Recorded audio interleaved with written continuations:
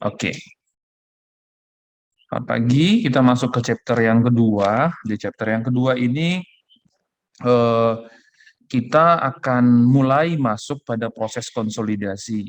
Tapi sebelum masuk ke proses konsolidasi dalam bentuk utuh satu perusahaan, kita coba mulai dari eh, pengenalan dulu terhadap beberapa hal lagi ya sebelum kita masuk ke sana. Nah, ini nanti silahkan dibaca di rumah. Ini salah satu contoh perusahaan yang eh, bisnisnya justru adalah membeli perusahaan lain. Namanya Berkshire Hathaway. Ini milik Warren Buffett. Ini salah satu orang terkaya di dunia. Pernah nomor satu, pernah nomor dua, pernah nomor tiga. Ya, mereka ini kerjaannya adalah membeli saham dari perusahaan lain, lalu perusahaan itu mereka miliki.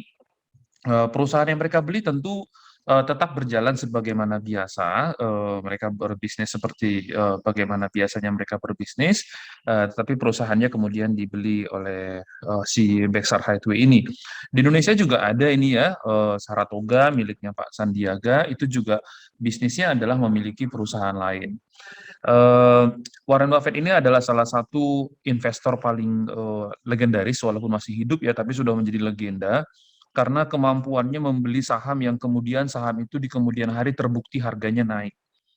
Salah satu saham yang dia beli di harga yang masih sangat murah itu adalah Coca-Cola. Dia beli sudah lama sekali, kemudian saham itu kemudian berkembang sangat baik.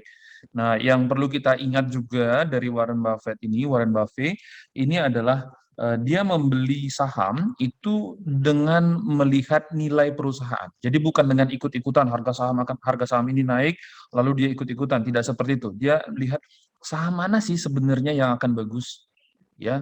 Itu yang disebut dengan dia value investing, menginvestasi di perusahaan yang value-nya akan naik, ya.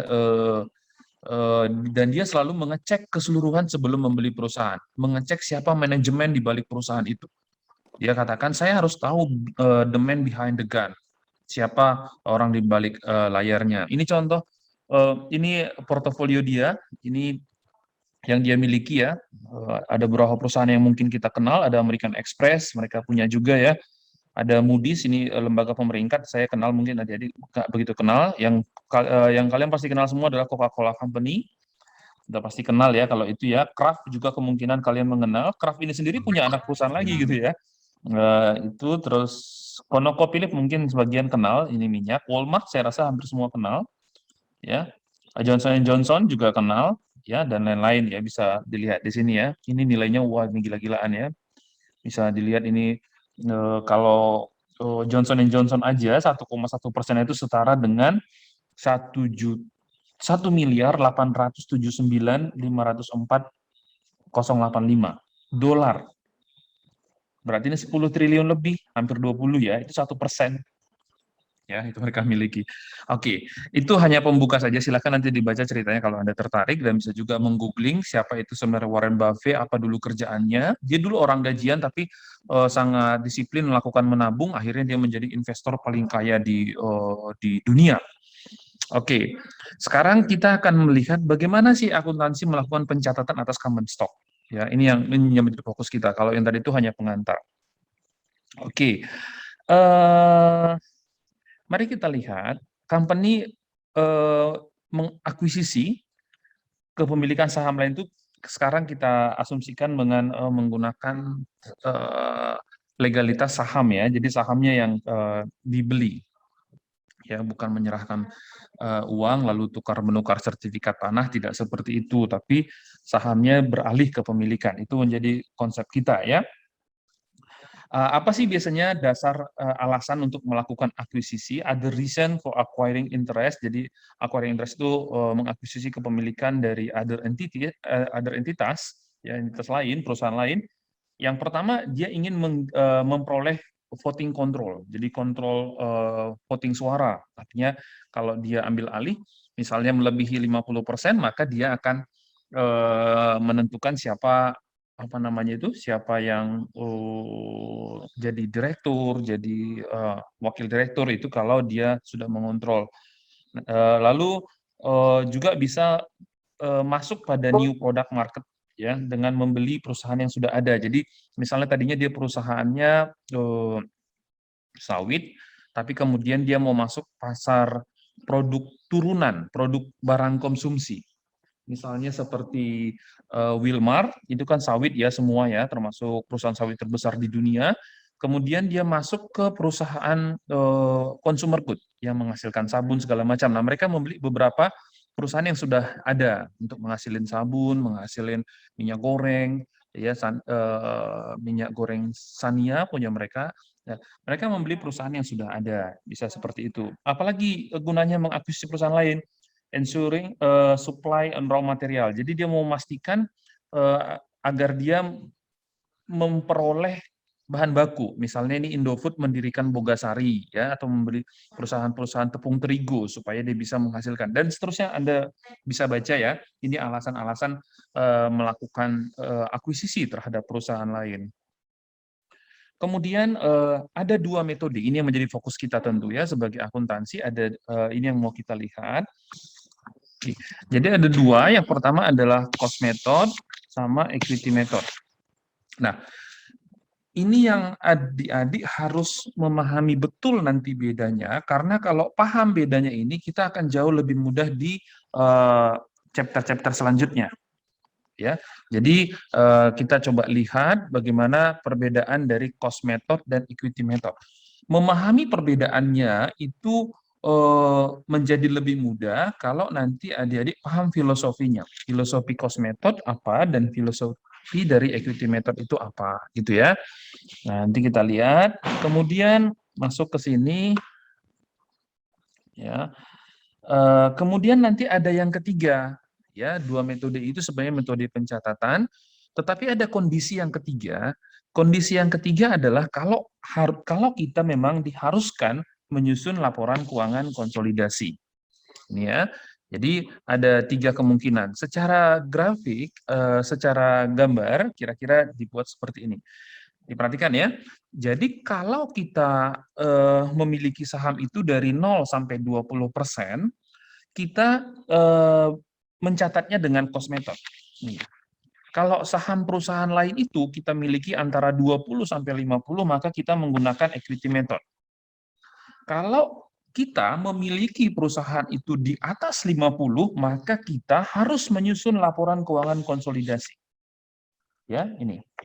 Ya, jadi harus menyusun. Selain menggunakan equity method, ya, pada umumnya menggunakan equity method ya, walaupun dikatakan ini cost method itu jarang kalau di atas 50, equity method digabung dengan di akhir tahun kita harus menyusun laporan keuangan konsolidasi.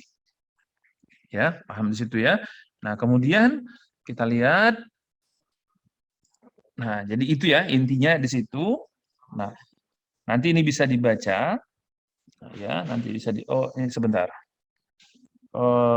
Oke, selain menggunakan ini tadi, selain menggunakan cost method, equity method ataupun konsolidasi, ada pilihan untuk boleh menggunakan pendekatan lain yang disebut dengan fair value option. Jadi opsi itu berarti boleh ya, pilihan untuk mencatatnya dengan mencatat sebagai fair value. Nanti kita akan lihat di bagian bawah bagaimana fair value itu. Fair value itu lebih sederhana ya. Nanti kita lihat di bawah. Jadi ada tiga yang ada 4 yang harus kita ketahui berarti ya: cost method, equity method, konsolidasi, dan fair value. Ya, cost method akan sebentar kita pelajari. Equity method juga sebenarnya prinsipnya sebentar. Yang lama akan kita pelajari adalah equity konsolidasi, proses konsolidasi. Gitu ya. Nah, kemudian kita coba lihat satu persatu di sini. Yang nanti ini kira-kira bagan buku ini ya, nanti dengan sendirinya adik-adik akan paham apa ini. Dan pasti kita akan bekerja dengan tema yang mirip itu di chapter 2, chapter 3, 4 dan 5. 2, 3, 4 dan 5. Oke ya. Kita mulai ya adik-adik dengan cost method. Kalau dikatakan cost method, sebenarnya kita harus mikirnya gini ya, bukan hanya masalah cost method di laporan keuangan di bab akuntansi keuangan lanjutan ya, Di hampir semua pelajaran akuntansi, kalau dikatakan cost method, ya, mau mengelola persediaan atau apapun itu ya, di luar dari akuntansi keuangan lanjutan, berarti kita mencatatnya pada biayanya, pada cost-nya. Berarti pada waktu belinya gitu. Ya, cost-nya yang kita catat. Paham ya? Kira-kira gitu ya. Jadi, cost-nya berapa kita catat seperti itu. Nah, khusus nanti untuk pelajaran akuntansi keuangan lanjutan, saya akan menjelaskan beberapa bagian lagi yang penting. Nah, ini nanti silakan adik-adik baca accounting procedure under cost method. Nanti saya akan ke ilustrasi lebih langsung ya.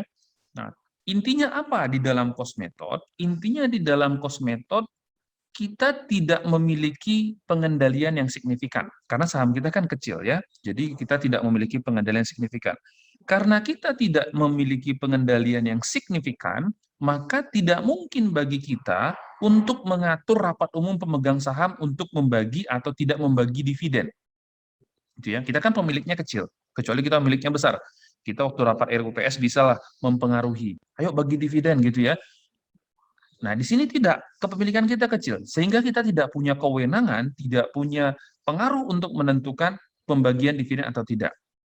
Sehingga, adik-adik, kalau dia adalah kepemilikan kita tidak signifikan, kalau perusahaan yang kita miliki itu, misalnya saya memiliki perusahaan tapi di bawah 20%, mengumumkan bahwa mereka menghasilkan laba, baru mengumumkan menghasilkan laba, rasanya tidak masuk akal kalau kita kepedean membayangkan sebagian laba itu punya kita, gitu loh.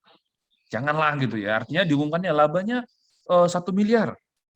Lalu kita langsung mengakui, wah itu saya kan punya 10% tuh perusahaan, berarti 10% punya saya. Benar sih secara matematik, tapi karena pengendalian kita tidak signifikan, sebaiknya ditunda dulu pengakuan itu. Sehingga waktu pengumuman laba, tidak ada pengakuan di kita untuk pengakuan apapun. Terus kalau gitu gimana Pak? Kan kenyataannya memang kita punya perusahaannya gitu ya, walau even itu cuma 10%.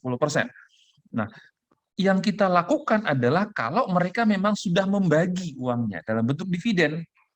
Jadi kalau cost method, kita nggak berurusan dengan dia mengumumkan berapa laba mereka. Yang berurusan dengan kita, itu adalah kalau mereka sudah membagikan dividen. Oke, mari kita lihat contohnya di sini.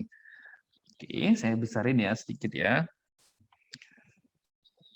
To illustrate the cost method, assume that ABC company purchase 20% of XYZ company. Saya langsung bahasa Indonesia ini ya. Untuk mengilustrasikan metode biaya, kita asumsikan perusahaan yang namanya ABC membeli 20%, ini 20%, tapi tetap dianggap belum signifikan. Jadi masih 20% ke bawah. Ya. 20% dari saham biasa dari perusahaan XYZ ya, XYZ senilai $100.000 dibayarnya. At the beginning of the year, but does not gain significant influence. Jadi katanya di awal tahun, tetapi tidak memiliki pengaruh yang signifikan over XYZ. Jadi dia tidak berpengaruh signifikan. Artinya itu informasi yang mengarahkan kita bahwa ini akan dicatat dengan metode biaya atau cost method, gitu ya. Sepanjang tahun, during the years XYZ mengumumkan atau mengatakan bahwa mereka menghasilkan net income ya laba bersih sebesar 60.000 dan mengumumkan bahwa mereka akan membagikan dividen sebesar 20.000. Assuming the dividend is paid later, ya asumsikan bahwa dividen itu akan dibayarkan kemudian, ABC company record the following entry relating to the investment in XYZ. Jadi dalam konsep metode ekuitas, si ABC ini akan mencatat jurnal ini saja. Ya, saya garis bawahi saja supaya nanti adik-adik tahu yang kalau nggak ini saja, apalagi yang lain gitu ya. Nah, di sini bisa dilihat ya. Jadi waktu dia menginvestasikan, dia catat jurnal ini, jurnal nomor 1. Diinvestasikan kan? Jadi dia catat sebagai apa? Ini perkenalan kita pertama dengan yang namanya akun investment in company stock. Dia mencatat bahwa dia berinvestasi, berarti ini aset ya, investasi in XYZ company, di saham XYZ, sebesar 100.000, gitu ya. Untuk investasi itu dia keluarin cash sebesar 100.000, gitu ya. Kemudian, waktu dia mengumumkan waktu XYZ mengatakan kami menghasilkan laba 60.000 gitu, dia nggak nyatat apa-apa. Lihat tuh ya, dia nggak nyatat apa-apa. Tapi kemudian ketika dividennya dibagi, maka dia membagi dividennya dicatat sebesar bagian dia. Berapa dividennya dibagi? 20.000. 20.000 kan? Dan dia memiliki itu 20%. Jadi 20.000 dikali 20% itu hasilnya 4.000. Dia catat seperti ini. Ya, dibaginya belakangan kan? Karena dibaginya belakangan maka dianggap itu dividen receivable. Jadi masih piutang. Dicatat sebagai dividen income. Ini cost method. Sesederhana itu. Nanti kita akan lihat bagaimana equity method. Ya, tapi kira-kira begini. Oke. Oke, sampai di sini bisa paham ya. Nah, sekarang masalahnya adalah begini ya. Kalau kita paham filosofi dari dividen adalah bagian dari laba yang dihasilkan. Artinya, dividen itu nggak boleh harusnya melebihi laba yang dihasilkan. Artinya kalau laba 100.000 dibagi dividen 120.000 itu sebenarnya question mark, pertanyaan. Ya. Tetapi begini, kalau apakah selalu kalau dividen lebih besar daripada laba itu langsung pertanyaan? Sebenarnya iya. Tapi begini, selama laba ditahan kan berarti dari tahun lalu ya, ada saldo laba ditahan dari tahun sebelumnya, belum habis, pertanyaannya nggak terlalu gede lah pertanyaannya. Ya pertanyaan kecil-kecil gitulah ya, artinya laba ditahannya ada nih 40, masih ada sisa gitu ya. Tahun ini laba yang dihasilkan 100.000, dia bagikan dividen 120.000. Aneh sih, ya. Tapi selama masih ada saldo laba ditahan, oke, masih fine. Tapi kalau saldo laba ditahan pun sudah kosong, ya itu jadi aneh.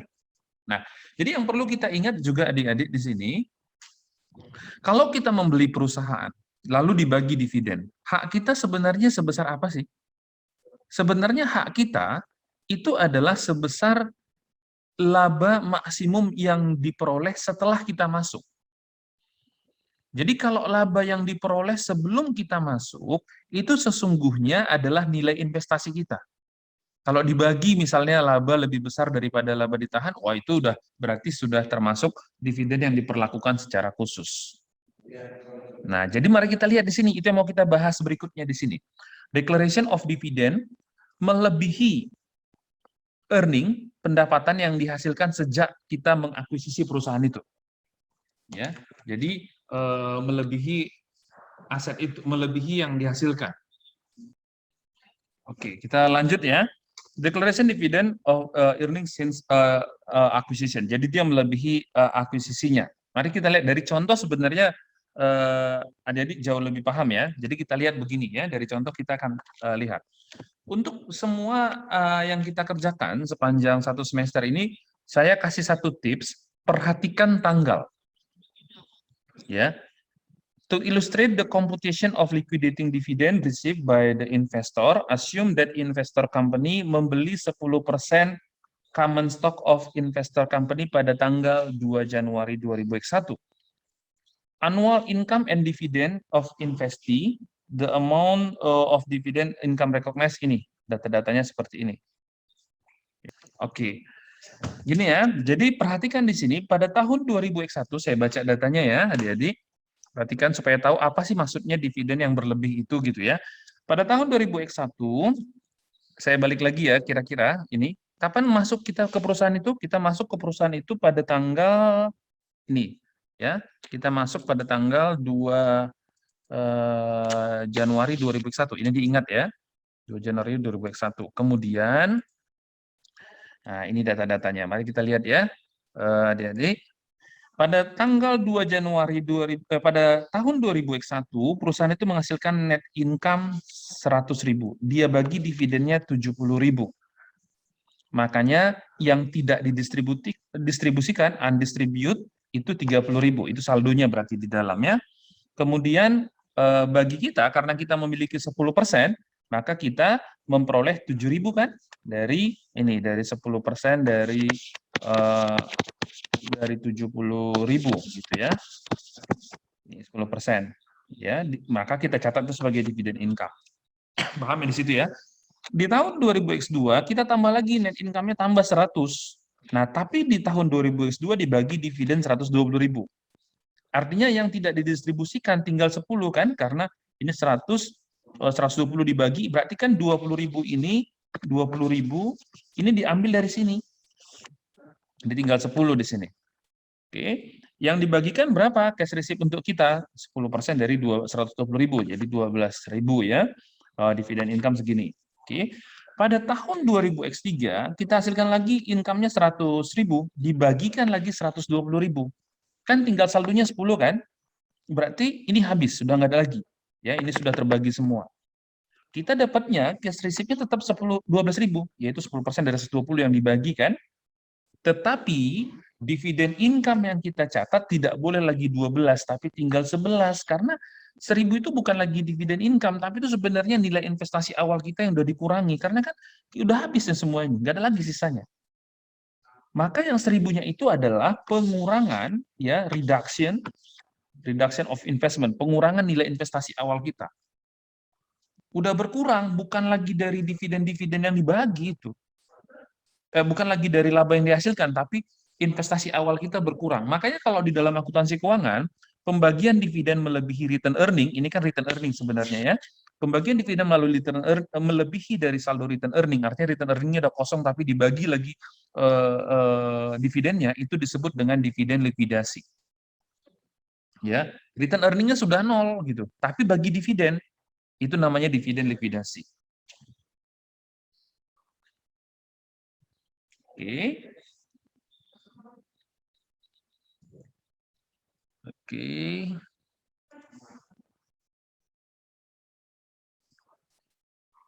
Ya, di sini bisa dilihat di sini ya. Oke. Apa yang kita lakukan ya? Coba lihat di sini, jurnalnya jurnal nomor 3. Ya. Cash ya, cash di sini dapat 12.000 positif, tapi lihat investmentnya kita debitkan. Kita kreditkan, berarti ini mengurangi.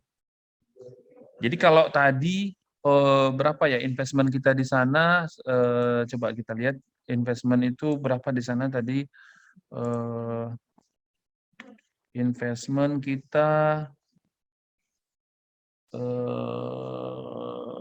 berapa ya investment, nggak dikasih tahu tadi ya. Oh, nggak dikasih tahu ya, berapa tadi investment kita itu dikreditkan sebesar 1.000. Ya, dikreditkan sebesar 1.000. Jadi berapapun itu nanti dikreditkan sebesar 1.000. Oke. Nah, itu nanti ini dibaca. Nah, ini sekarang mau kita lihat acquisition at interim date.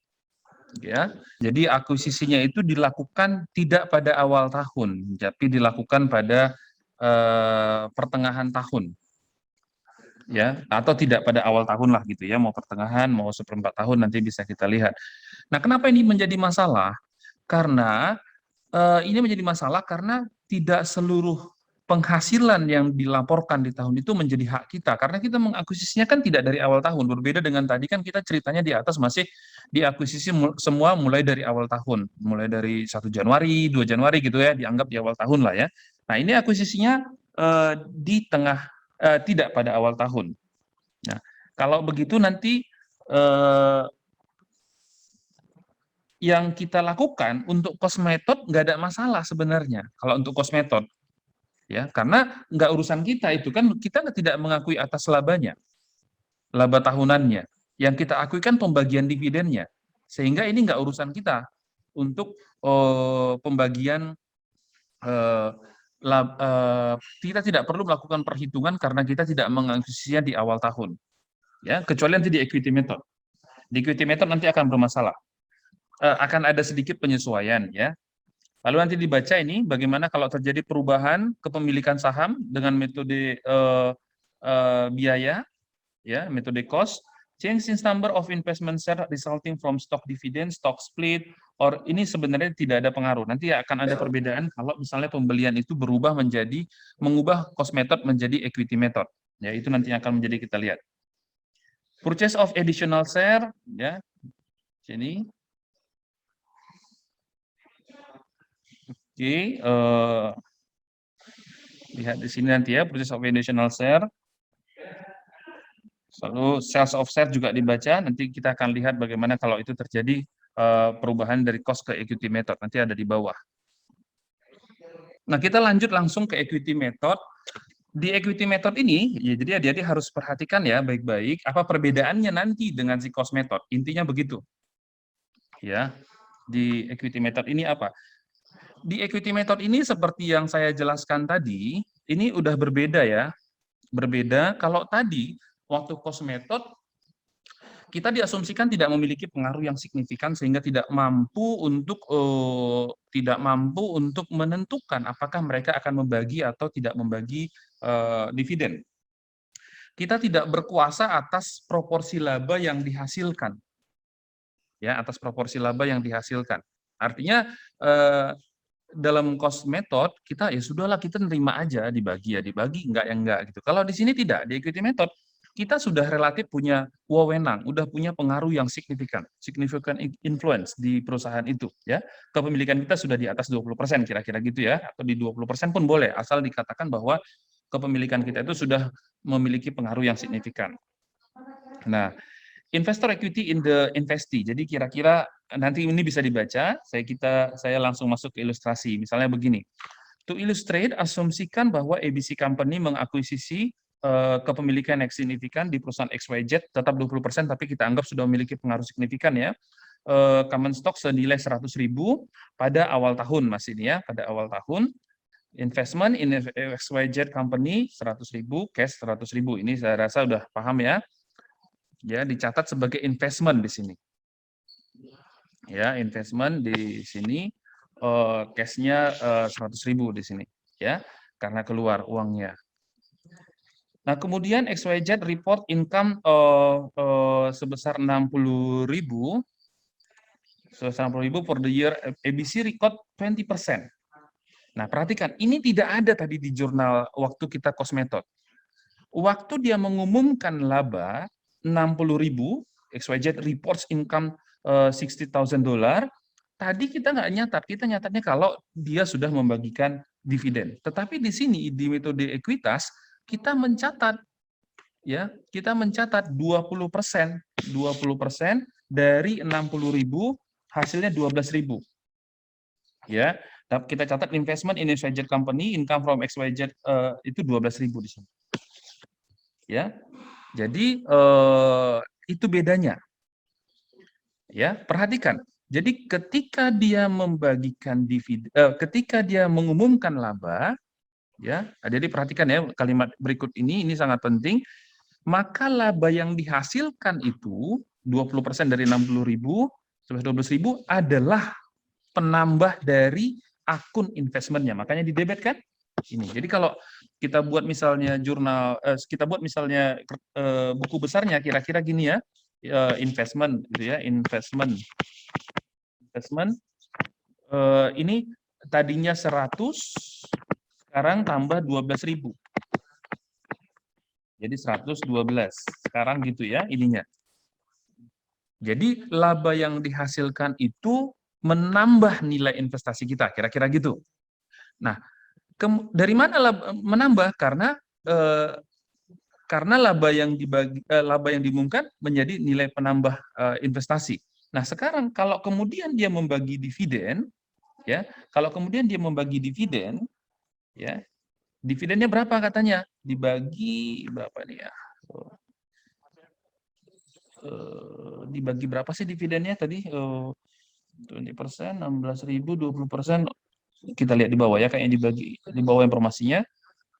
Ini. Thus, if ABC company own 20% of XYZ company common stock and XYZ declare 20.000 dividen. 20.000 ya. Nanti saya naikkan dulu ya supaya gampang. Ya, dia membagi 20.000 dividen. Maka dari 20.000 ini 20% kan hak dia ya. Maka 4.000 ini nilainya. Nah, tapi sekarang dari mana? Ini kan masih terhutang ya dividen receivable. Tadi kan kita sudah menambahkan seluruh laba ke dalam investment, sehingga tadi 112.000 kan investmentnya. Sehingga kalau dari mana 112.000? Karena ditambah laba yang menjadi hak kita. Nah, kalau sekarang dibagi dividen, maka itu tentu dari 12.000 yang sudah kita tambahkan tadi ke investment. Jadi kalau dibagi lagi sekarang 4.000, investment yang harus kita kreditkan. Nih, dikreditkan. Jadi kalau misalnya kita buatkan jurnalnya lagi, ini ya jurnalnya, ini perhatikan ya di sini 100 awal tambah 12.000 laba yang menjadi hak kita, baru dikurangi 4.000 dividen yang dibagi. Jadi investment kita sekarang tinggal 108. 100 yang awal ditambah 12.000 laba yang menjadi penambah nilai investasi kita, tapi dari 12.000 itu 4.000 sudah dibagi sehingga tinggal 108. Nah, tapi income dari XYZ Company karena ini adalah metode ekuitas itu tetap dicatat 12.000. Ya. Kalau tadi di metode cost kan itu cuma 4.000 kita catat pendapatan dividen. Tapi karena ini adalah usaha yang sudah kita memiliki pengaruh yang signifikan, maka income-nya kita akui sebesar bagian laba dari hasil perhitungan laba bersih yang dilakukan oleh perusahaan. Kemudian ini nanti bisa dibaca perbandingan ya, comparison carrying amount, saldo dari investasi dan pendapatan investasi ya. Jadi saldo investasi dan pendapatan investasi, coba nanti adik-adik baca membandingkan antara bagaimana kalau kita menggunakan metode cost atau dibandingkan dengan menggunakan metode ekuitas. Nanti dibaca ya, saya nggak usah jelaskan. Tapi intinya adalah, atau saya baca aja deh ya. Coba lihat di sini ya. The carrying amount of the investment, ya, saldo carrying amount itu coba nanti mulai dibiasakan adik-adik ya. Ini kira-kira artinya saldo ya. Ini agak banyak yang terganggu sini. Saldo dari investasi dengan menggunakan metode ekuitas ya, dengan menggunakan equity method at the end of period ya, itu 108. Tadi yang kita hitung tadi 100 tambah 12 dikurangi 4.000. Kalau compared to the original acquisition price under the cost method. Kalau di cost method itu 100.000. Investment income under the equity method, ya kalau tadi kalau menggunakan cost method kan 100.000 nih tetap ya, dia kan nggak berubah. Investment income under the equity method, ya investment income ya, pendapatan investasi ya, pendapatan investasi bukan bukan lagi pendapatan. Bedakan, ini beda ya, investment income dengan investment ini beda ya, investment income. Kalau investment kan buku besar pendapatan, buku besar investasi, kalau ini pendapatan investasi. Kalau dengan menggunakan metode ekuitas, pendapatan kita, pendapatan investasi itu 12.000 seperti yang kita catat tadi, karena 20% dari 60.000. Tapi kalau menggunakan metode ekuitas, metode cost, investment income kita di sini hanya 4.000. Gitu, ya. Oke, kita lanjut ya. Nah, sekarang kita masuk acquisition at interim date, tapi untuk metode ekuitas. Kalau tadi untuk metode cost nggak ada masalah. Yang penting di akhir tahun berapa kita dibagi dividen, ya terima aja. Nggak perlu kita lihat apakah kita masuknya awal tahun atau pertengahan tahun, nggak masalah gitu. Tapi kalau metode ekuitas, kita harus mempertimbangkan kita kapan masuk. Ya, mari kita lihat ilustrasinya. Ya, saya langsung bahasa Indonesia aja ya. Untuk mengilustrasikan, asumsikan bahwa ABC Company mengakuisisi 20% saham dari XYZ pada tanggal 1 Oktober. Berarti tinggal seperempat tahun lagi sisanya ya, Oktober, November, Desember, 3 bulan kan, seperempat tahun ya. XYZ menghasilkan income sebesar 60.000 ya, sepanjang tahun kira-kira gitu lah ya, throughout the year, and declare dividend 20.000. Jadi sama seperti tadi, bedanya ini kita masuk 1 Oktober, tapi income-nya sama 60.000 dan dia mendeklar dividen sebesar 20.000 pada tanggal 20 Desember. Dan dibayarkan nanti pada tanggal 31 Desember dividen tersebut. Carrying amount, saldo ya, mulai biasakan. Saldo investment itu increase 3.000. Ya, Investmentnya increase 3.000. Loh, kenapa nggak 12 kan gitu ya? Kalau tadi kan 12 kan, 20% dari 60.000. Karena kita cuma 3 bulan. Ya, which represent ABC share of the XYZ is net income earned between October 1st up to December 21. Ya, 31. Jadi dari 3 bulan ini seperempat tahun. Ya, tetapi ya karena ini metode ekuitas itu gimana? Metode ekuitas itu kan ketika dividen dibagikan kan jadi mengurangi income kan? Nah, perhatikan di sini. Ini bedanya. Ketika dia masuk, stok purchase-nya 100.000, ini maka ini adalah investasi awal. Investasi awal 100.000.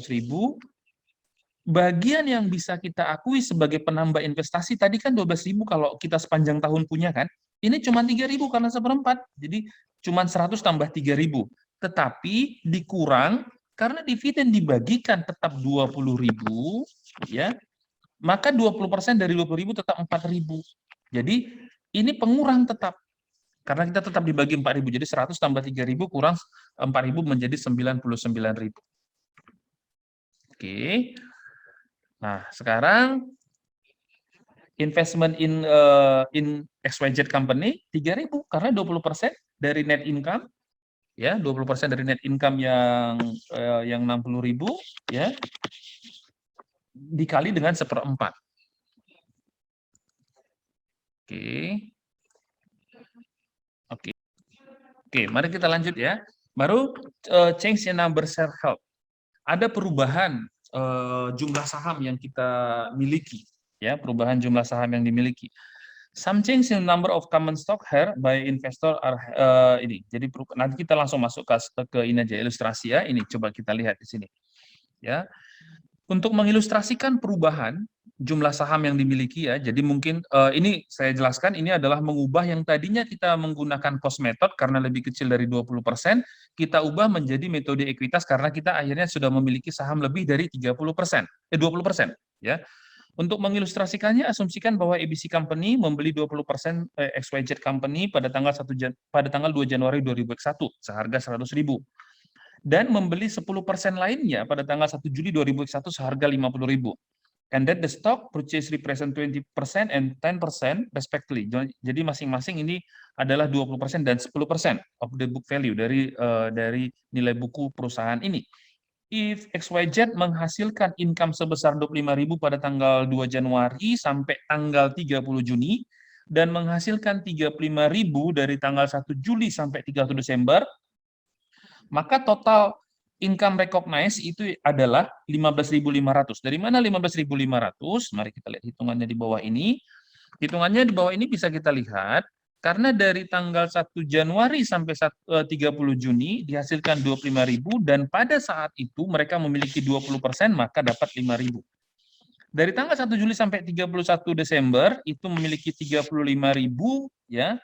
Dari dan 35.000 kan labanya dari tanggal 1 Juli sampai 31 Desember dan di situ kepemilikannya sudah 30%. Jadi 10.500. Jadi totalnya adalah 15.500 lah yang dimiliki oleh perusahaan oleh si ABC bagian laba sepanjang tahun itu ya. Jadi harus dilihat per masing-masing periode waktu hitungannya. Nah, kira-kira gini buku besarnya. Jadi 100.000 tambah 5.000 ya. Sebentar, kita lihat dulu dividennya ya. Saya jelaskan dulu dividennya. Kita lihat di sini. If XYZ declare membagikan 10.000 dividen pada tanggal 15 Januari and again Juli 15. Jadi dia dua kali membagikan dividen 15 Januari dan 15 Juli membagikan 10.000 masing-masing itu. Ya. Jadi dia mendapat investment 10.000 dikali 20% di situ ya. Dan di tanggal 15 Juli itu adalah 10.000 dikali 30%. Nah, mari kita lihat gimana buku besarnya. Jadi 100.000 ya. Ini 20%-nya dari 60.000.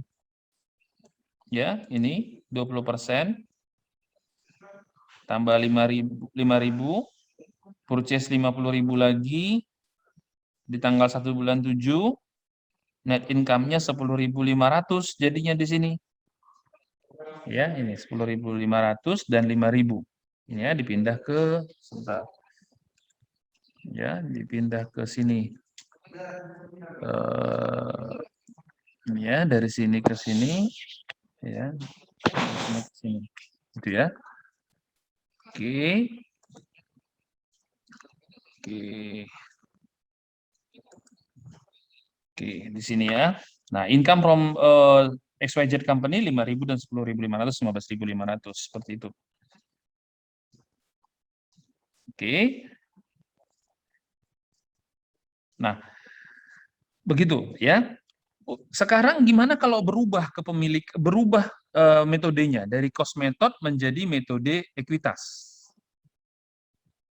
Kalau berubah metodenya gini. Untuk mengilustrasikan change to the equity method, asumsikan bahwa Aron Company purchased 15% Xenon Company common stock pada tanggal 2 Januari 2001. Kalau tadi kan tidak berubah ya metodenya ya, sama-sama metode ekuitas. Kalau ini yang berubah.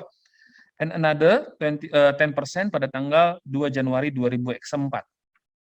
Perhatikan ya, tanggal-tanggalnya ini ya. Ini Januari 2001, ini Januari 2004.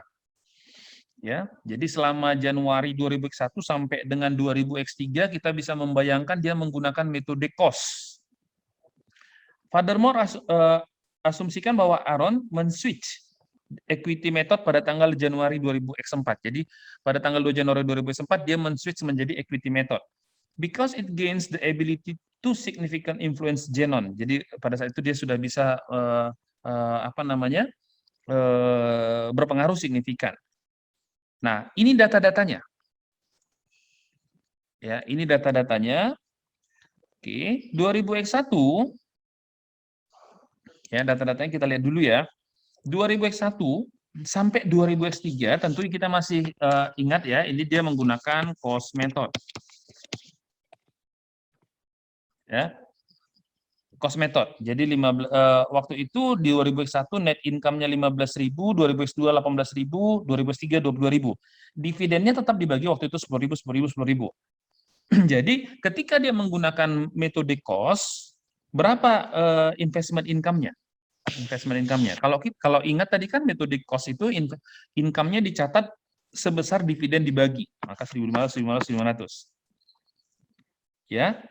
Kalau ini kita ubah menjadi metode ekuitas, maka kan pendapatan kita itu kan dihitung dari net income-nya, persentase net income-nya berapa? 15% kan? 3 tahun itu kan kita masih punya 15% kan? 15%. Jadi 15.000 dikali 15%. Ya, hasilnya 2.250. 15.000 dikali 15% dikali 18.000, hasilnya 2.700. 15% dikali 22.000, hasilnya 3.300. Artinya ini apa? Kita menghitung, jadi kalau kita menggunakan metode ekuitas, mengubah, kita harus berasumsi bahwa 3 tahun sebelumnya pun kita ubah menjadi metode ekuitas. Jadi kita anggap dari dari 2001 sampai dengan 2000X3, walaupun kita baru mengubahnya menjadi metode ekuitas di 2004, tapi kita anggap itu sudah terjadi sejak 2000X1. Maka coba lihat, akan ada perbedaan kalau kita sudah menggunakan metode ekuitas dari mulai 2000X1, ya, itu 8.250 lah sebenarnya ekuitas, saldo investment income. Investment income-nya harusnya ya, investment income. Ya. Tapi kenyataannya berapa sekarang di buku kita? Baru kita catat 4.500 karena selama ini kita mencatat income sebesar dividen dibagi, bukan sebesar bagian atas porsi laba. Sehingga ada selisih ini. Ya, selisihnya sebesar 3.750. Nanti kita lihat di bawah. Jadi, kita lihat di sini investment in Xenon Company harus kita tambah 3.750. Ya, pada tahun 2004 waktu kita mau pindah menjadi metode ekuitas, kita tambah dulu karena ketika kita merubah menjadi metode ekuitas, kita harus berpikir seolah-olah itu respectively. Jadi balik dari mulai 1 Januari 2000X1. Maka kita tambah ini. Dari mana uangnya digeser ke sana? Dari return earning. Sorry, bukan. Kemana saldo pembandingnya? Return earning juga harus dinaikkan 3.750. Return earning dari perusahaan siapa? Dari perusahaan si ininya si investi yang mengakuisisi, ya. Jadi mengakuisisi return earning-nya harus dinaikkan, ya. Karena harusnya laba yang dihasilkan oleh perusahaan anak itu menjadi laba perusahaan induk, dan laba perusahaan induk itu ditampung di eh, apa namanya, return earning-nya perusahaan induk, bagiannya kan gitu ya. Oke, itu nanti ini bisa dibaca sales of share. Nah, itu saya rasa adik-adik ini comparison-nya silakan nanti dibaca ya, supaya tapi intinya adalah yang sudah saya jelaskan tadi. Nah, di akhir ya, tadi kan saya sudah katakan, kita bisa cost method, bisa equity method, atau boleh menggunakan fair value option. Ini yang dibuka oleh IFRS sebenarnya ya. Jadi dikatakan sini boleh fair value option. Kalau pakai fair value option, artinya apa sih maksudnya fair value? Kita dipersilahkan mengecek di akhir tahun berapa nilai dari investasi kita. Jadi kita nggak menggunakan cost method, nggak menggunakan equity method, tapi ditanya, udah kamu tanya aja sahamnya berapa. Ini terutama untuk perusahaan-perusahaan yang sudah sahamnya itu memang go public, sehingga gampang ngecek harga. Nah ini contohnya, ya. To illustrate the use of the fair value method, assume that Ajax Corporation membeli 40% saham Barclay. 40% ya, berarti kan seharusnya dia sudah boleh dong menggunakan metode ekuitas kan? Pada tanggal 1 Januari 2001 sebesar 200.000. Ajax memprepare financial statement at the end of each calendar quarterly. Jadi dia membuat laporan keuangan itu setiap seperempat tahun. Pada tanggal 1 Maret 2001, Ajax receive the cash dividend 1.500 dari si Barclay. Ya. Pada tanggal 1 Maret 2001, Ajax memutuskan determine the fair value of the investment itu nilainya 207. During the first quarter of 2000X1. Jadi sepanjang seperempat tahun pertama di tahun 2001 itu nilainya 207. Ajax record the following entry. Coba lihat di sini. Ini berbeda dengan yang tadi semua. Di awal tahun, di awal tahun dia 200.000 dicatat. Investment, dia keluarkan cash sebesar itu. Nah, kemudian di sini. Nah, lihat di sini ya. Cash dividen. Diterima cash 1.500, dividen income dicatat 1.500. Bedanya di sini.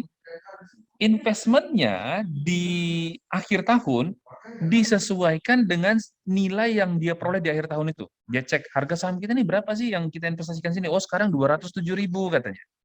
Ini ya 207.000. Dia nggak mau tahu itunya laba segala macam. Dia saham yang dulu kita beli 200.000 itu sekarang nilainya berapa ya? Oh 207. Saldo kita berapa? Ya saldo kita awalnya kan 200 kan? Ya kalau gini investment kan, investment di sini. Investment. Sorry ya, tulisannya jelek. Kan 100 kan? Sorry, 200 ya. Tapi kalau kita cek di akhir tahun, oh sekarang sudah 207 katanya. Maka supaya jadi 207, kita harus tambah 7.000. Supaya jadi 207. Jadi sesuai dengan keadaan akhir tahun. Maka kita naikkanlah, kita debitkanlah investment 7.000, tapi perkiraan pendampingnya apa? Kita akui ada satu akun baru yang namanya keuntungan yang belum direalisasi, unrealized gain on Barclays stock. Si Barclays ini kan perusahaan yang kita beli ya, jadi kita punya keuntungan investasi di sana, tapi belum kita realisasi, karena kan kita cuma tanya pasar. Berapa sih nilainya? Oh sekarang 207, dulu 200 kan gitu. Hasilnya ini. Oke, itu total materi hari ini. Adik-adik, nanti bisa rekamannya saya kirimkan ke kalian.